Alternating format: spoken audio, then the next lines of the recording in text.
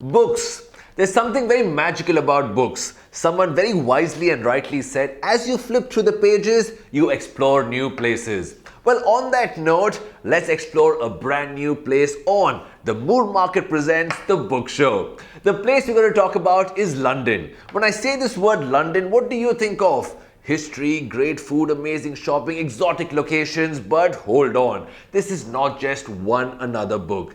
This talks about a side of London or UK that you didn't even imagine. Let me ask you a straightforward question. Have you ever wondered why these high network individuals actually find homes and stay in London for such a long time? The truth is quite scary. To run away from the Indian law. Now, this book is all about law, is about crime, and about politics. Two amazing authors, Ruhi Khan and Danish Khan, have written this book. We talked to them, and the book is Escaped. Believe me, there is no escape.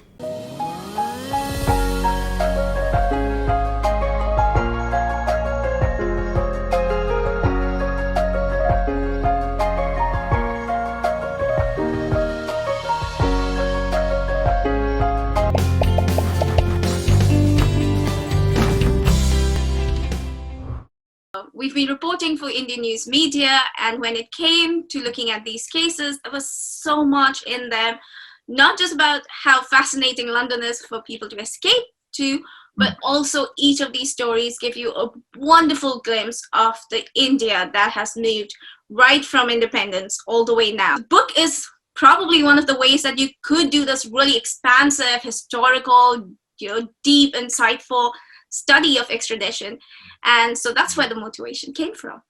I mean, I wish, this book, of course, there's no escape for certain people who want to face reality. Though it is called Escape, there is no escape from the fact, the way people have manipulated laws and the way high network individuals have been able to take shelter and fight against the law of India, find so many loopholes. Now, Danish Khan, tell me why this book is pretty clear, but the process of this book is something that is definitely not easy. You study what you already know, you go deeper, you fight the evils, you fight skeletons in the closet, as they call. Tell me about the process of this book, Escaped. Well, thank you, Rajiv, for having us. This is wonderful to speak. As Ruhi was just saying, we have used this book to also kind of present a picture of India. But yes, this process of extradition was very fascinating. We have these high net worth individuals, Vijay Mallya and Nirav Modi, everyone speaks about them. And, so there is a template, of course, that people do come to London to escape the law. Of India, to run away from the law. But when we decided to write this book, we made a decision that we will not just look into these two cases, and that we will attempt is a comprehensive picture of this whole process of extradition. And exactly. Also, it's very fascinating because the process doesn't operate in a vacuum, right? There's a lot of diplomacy, there's a lot of politicking, there's a lot of intergovernmental cooperation, law agencies are involved. So it's like a very rich field.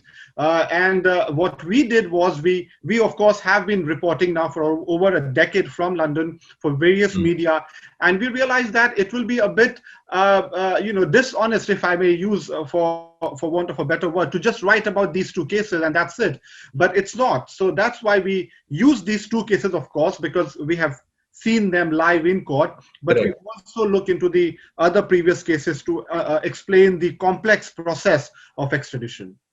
There's a very common saying that no one can escape law. That's one thing that the universe or the world goes by. No one is greater than law. No one can escape law. But a powerful individual with the support of well orchestrated press and a strong backing of the government can definitely manipulate law.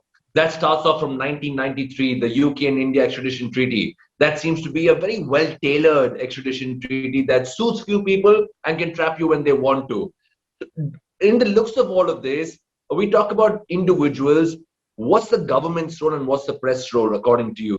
Hey, Rajiv, interestingly, we are talking about people escaping the country and the role of press and the government in this.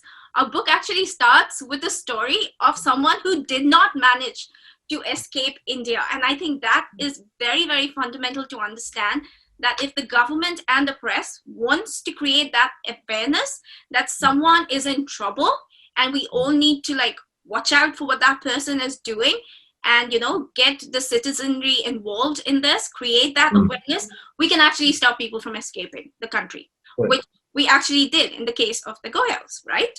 So I think it's a brilliant idea to get all these arms of India, the government, the judiciary, the press, the public, all involved in preventing people from escaping. The judiciary came up with this massive amount of money that they had to put in the court if they wanted to leave the country, which has made it virtually impossible for them to go.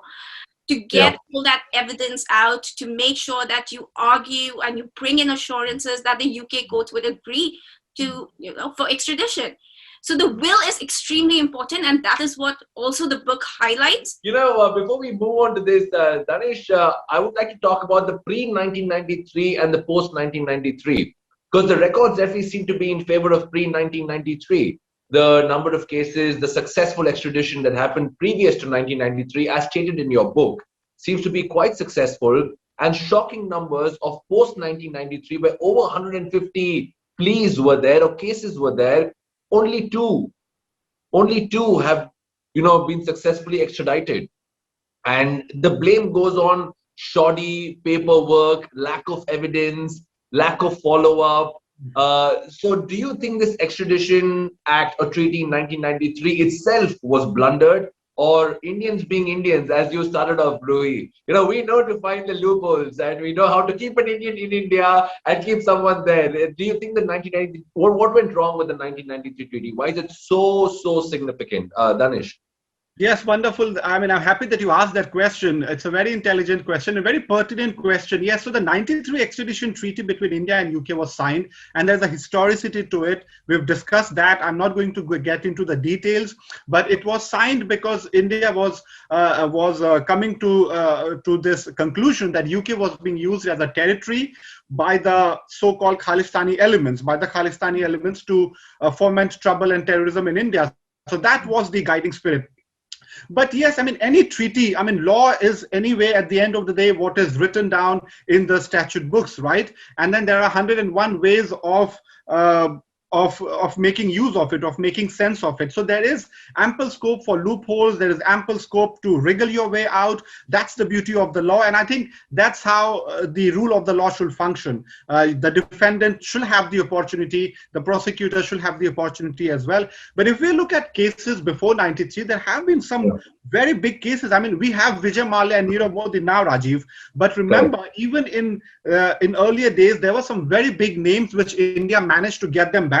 So somebody like Dharma Jayanti Teja, the very famous smugglers called the Narang brothers, they were all very successfully, extradited back to India. But what happens is the way the papers are put up in the British courts, because here there's a no-nonsense approach.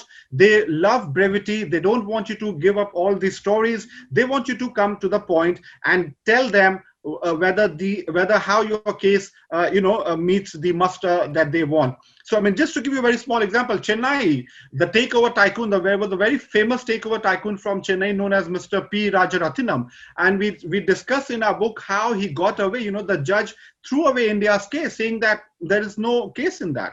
And even the CPS lawyer who was representing India agreed. I mean, he was forced to agree that, there is no case. What India has submitted is just a narrative. Shoddy work has been done intentionally or unintentionally, whether loopholes are there intentionally or lack of awareness or, being competent enough. Do you think there is lack of accountability? Because it's insult to India's law. When you are actually filing or fighting for someone to come back, you can't do it successfully. That's embarrassing. I mean, although of course, every case is taken up on its own merit, and the judge looks at that particular case, but there is a certain trend that can emerge, and that can be, not good for India, because if they say that the cases are not put up in a very good way, then there is a certain perception about India that comes up. So yes, there has to be accountability, and of course, see, in a case, there will be loser, there will be a winner, but at least we should see that the case that is put up is of a certain standard. We can't have cases put up in a very haphazard manner, in a very unplanned and in a very reckless way that there is no chance of the case standing Absolutely. Up. It should not happen, at least. Danish, you said someone will win and someone will lose. through my understanding through your books, in more cases than one, we always see that an Indian wins, but country India loses. We'll talk about the book in greater detail. Now, you've been in the courtroom of several cases like this. Tell me about the experience when you are there and Vijay Mallya's case is going on. I'm sure you are trying to get exclusive bites, you're trying to get exclusive content, you're trying to get that exclusive footage as well. Talk to me about two prolific cases like Vijay Mallya and Nirav Modi, your personal interaction with them. Well, it's quite an experience being in the courtroom. Sure. Cases are going on. Vijay Mallya, we did get to interact quite a bit with him because he was on bail, and he does give the press time, not always happily, because the press can be quite a nuisance as well. But he does answer questions, and you can see the times when he's extremely irritated, especially when you ask questions. There's a lot of arrogance. Bring the There's money a lot back. of arrogance in There the is. way I think it's also a sort of a defense mechanism. defense mechanism, exactly. He still wants to protect himself and not get affected by it, but you can actually see the way his eyes start twitching, and then he would put on the sarcastic smile, and then he would like make a really weird statement or ask questions in return. So what do you think is going to happen next? So he'll be like, what do you think is going to happen next? So he's got this style where he's trying to deflect questions. You did a Vijay Mallya quite well. You did a Vijay Mallya very well. Well, what I found really interesting during these court cases was actually Pinky Lalwani, who has been away from the media glare, but she's been such a strong part of Vijay Mallya's life. And you can see that, especially in times when the courtroom is getting too difficult for him. There have been lots of questions that have come up, or the CPS is, trying to list all the sins that he's committed, and the crimes list is really long when they talk about in the court. And you can see Vijay Mallya look at Pinky Lalwani, and they share that glance, which speaks volumes. So I have found it really fascinating to stand back and observe these things. But with Aarti Dheer and Kanwal Raisada, these are NRI parents who adopted a child from Gujarat. I know, and for the insurance thing, For the insurance. And in the High Court, these two were sitting with us, literally. Because in the High Court, you don't have a separate dock. For the accused, they sit in the public gallery where the press sits. So they were right there. And not too many journalists went for that case because it wasn't high profile enough. But we were And they were sitting in front of us. And when the case was going on and people were talking about this crime, about the child being kidnapped and being brutally murdered, they had smirks on their face. They were smiling, which would make anyone furious. And it was really difficult sitting there and seeing these two people who allegedly murdered a child to smile through this whole thing. It's not just a book about crime and law, it's a self-help book. You realize you become better through the process. Danish, you were saying something, please. Yes, just to quickly add to that, so this case was very disturbing. And in fact, what Ruhi said can be taken up as though it's being like a very emotional roller coaster. But actually the judge in that case also said that there is enough evidence for the Scotland Yard to investigate this couple as well. So when we say that they don't look like they were parents or they were out there to make money, is backed by the finding of the judge themselves. And there were some other cases as well. There was this case of Raymond Varley, again, the person responsible for sexually abusing dozens and dozens of kids in Goa. And the way he got away was, again, it was really, truly shocking. Because, here was a person who was accused of a very serious offense, and he gets away saying that he has got dementia. And how did that come to conclusion? By going to a doctor chosen by himself. I don't want to get it's a tailor-made report. It's a tailor-made report. Which was not challenged, or which India was not able to challenge for various reasons. We don't know what. So, there are all these cases. It's very good to speak about Vijay Mallya and Nirav Modi. Of course, they have defrauded the nation, and huge money, allegedly defrauded the nation. I must say, it's not proven yet, but there are all these cases as well. And we attended some of these cases, and it was a barrage of emotions that you could go through as you're making notes and you are writing what the judge is observing, and the lawyers are presenting their case. So London in all its glory. I've read this. I feel that same irritation as to what is this government doing? What is the press doing? What is the law and order situation? How can two countries be like this? How can the world be spectators as few people play the game? So what can we do? What more can we do besides bringing awareness through an incredible book? And I must thank the publishers for taking this up without cutting, censoring, tearing pages or paragraphs off. We'll talk about that. But Ruhi, Danish, what can we do? There are cases, you see in the book, there was this one case about Ravi Shankaran. He is allegedly supposed to have stolen defense documents. And the only evidence that the investigators put in the court was one testimony, one witness statement.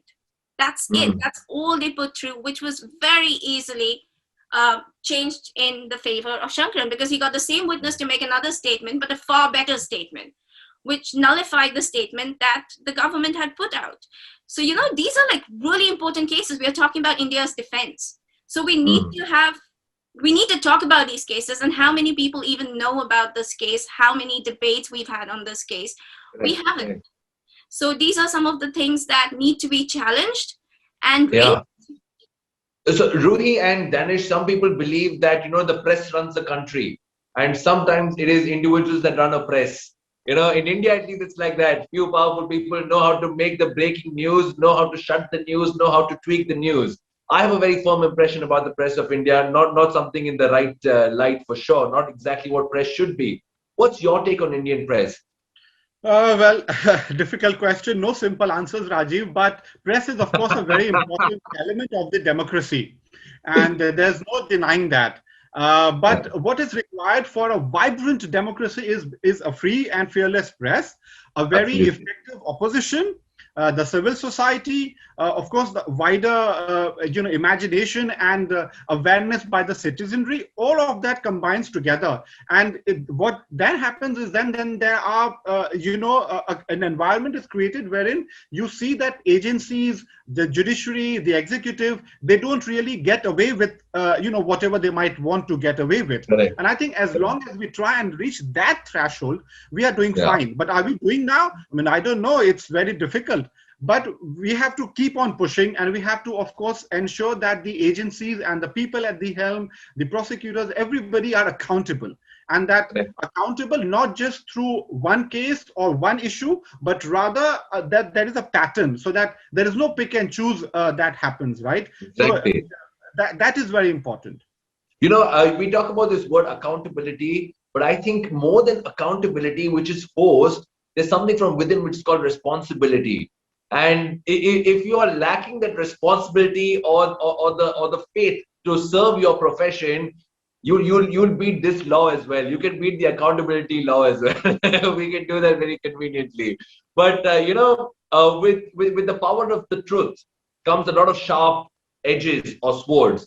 Now, Ruhi and Danish, I started off the show by saying that you deserve a bravery award. It's not easy. No, truly, it isn't easy. It could have been said in a very diplomatic way. Very often, the Indian media or Indian press, they want to say something, but we sugarcoat it. We know we're saying it, but if you understand it, we're happy. If you don't understand it, we can't say it in a better way. You'll have actually put word for word, case to case, allegation after allegation, and pointed out every single flaw that's gone on. As individuals, didn't you all have a bit of threat or fear or warning saying, don't you dare do this? You all are two common men who during the day work as journalists, but you're messing around with high profile people and they work in gangs. Actually, Rajiv, when I was in India, I remember getting a notice from a high ranking police officer saying that why should we not put you under POTA? I mean, because of certain report I had done. And I mean, of course, it was not that we are serving you, but it was kind of a very smart way of saying that, don't cross certain boundaries, don't cross certain lines. So, I mean, we are somehow used to it and also mentally prepared. But also, I mean, a lot of these people are already facing very tough times. So, perhaps they wouldn't be that stupid to open up another front. And also, I guess being in London, where things are pretty much more transparent, is also puts you on a somewhat easy spot, because you know that if they come up with any such case, you can fight it out. The risk is always there. Of course, I have had my shares of notices from very wealthy and high net worth individuals. I won't go into it right now, but yeah. Why are you not going into it? Why are you not going into it? When you've spoken so much about people, why not about yourself? Because A1, he is not in this book directly. He is not. He doesn't focus. He doesn't feature in this book. But he did that as part of my other reporting work. But that's fine. But yeah, I mean, too. Somewhere But between the lines. Somewhere between the lines, we'll have to yes, see. yeah, yeah. If You can definitely. if he does manage to escape to London, then you'll have a really interesting story. Yes. Yeah, Right. I can Yeah. definitely tell you that if that person comes to London, then I mean, we never know, anything is possible. But yeah, I mean, but relatives and friends are concerned, Rajiv, because Of course. sometimes what happens is then you shut that out completely because you're doing in that process, but other people are worried. So sometimes you do get messages that, I mean, is it okay? And because some of them are gangsters, so we visited their homes as well, and we get told that but he still might be having connections. So yeah, I mean, but it's all part of the game. Ruhi and Danish, you've walked on the path of honesty, but have you ever been requested, ordered, threatened to write a report that might not be honest but in favor of something? Well, they all know that a reply to that would be no. And I think that is something that is our biggest strength. And you will see that in the book as well. Everything is factual, it's very corroborative, which gives us the strength to say these things. And Even the bills of Malia. Even the bills of Malia were like, this is how much he spent and this is where he spent it. I was like, dude, how do you know that? evidence for that. We have collaborative evidence for that. So I think that's where our strength lies, in having all these things, evidence to back it up, and also not having personal relationship with anyone, whether it's the accused or whether it's people in power or in the government or in agencies. So I think that's where the strength of the book and us. And that's a very hard thing, ma'am. It's a very hard thing to be detached to that. Sometimes you born, you're in this world of a different person in their world. You get attached or magnetically pulled towards them. To stay disconnected is a lot of strength. It truly is. To stay uncorrupted, untouched is a lot of strength. Danish, would you agree with that? Yeah, I mean, yeah, it is. I mean, but as journalists, as writers, as Ruhi was saying, we will have loved, for example, to have a look at Vijay Malia's house from inside, for example, right?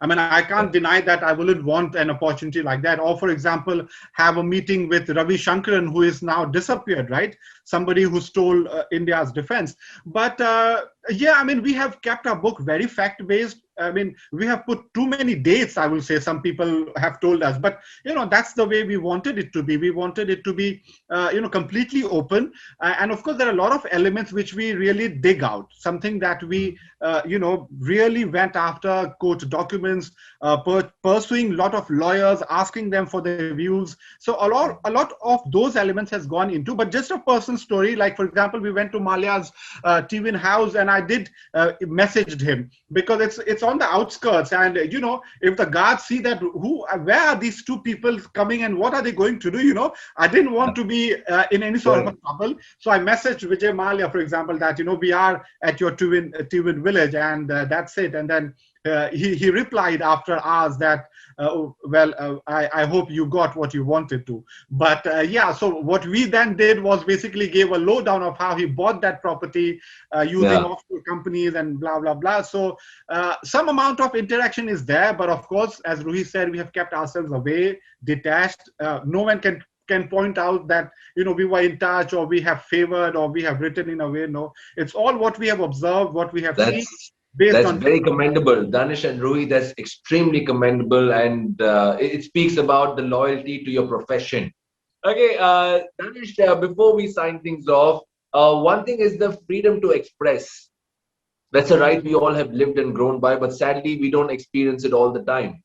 The fact that the publisher has allowed you to project everything or say whatever you wanted to, has that been 100% what you wanted taken in, or have there been a lot of cuts and chops and, oh, you cannot say this, my factory, my building, my associates, my house? How has it been? No, I mean, this has been an absolute honor to write and collaborate with Penguin, Blue Salt. They have been amazing. Nothing was edited. I mean, in fact, we wrote a lot. We expanded on the cases. We took our cases into different directions, right? And no suggestion at all. I mean, of course, there was a legal read for the book. And because it was so fact-based, we backed it up with everything that we had, British archives, newspaper reports from the 40s, 50s, sitting in British Library. But there was no suggestion, nothing was edited, nothing was asked to be chopped. Everything was presented in its entirety, and we are very happy and grateful to Penguin, to Millie, for this opportunity, and Hussein Bhai, of course, and all of that fell in place, and we are very happy with what we have come out with. Very fact-based, and as you said, something for people to learn, read, and understand, and reflect upon. Thank you. I mean, I must say a big thank you for showing us a side of London. Might not be the prettiest, but it's the most impactful side of London. It truly has been. And last but not the least, for all the people listening and watching who'll come across this, hopefully sooner rather than later, your message to the people who want to know the truth. We start with you, Danish. The listeners, any message that you would like to give them? Well, all I can say is, anything that there is no one single truth. There are multiple truths, and I think the beauty is in trying to understand the problem in its entirety, in its entire complexity. Not go for blue and white, and that's it. There are different shades, and I think our book gives you a flavor of that by laying out the facts and what are the different templates that lets people to, that allows people to escape, and what India can do to get them back. So I mean, that's all I will say, for people to be open to ideas, and there's no one single truth. I think that the book will tell you very, very clearly that there's tremendous power that people have.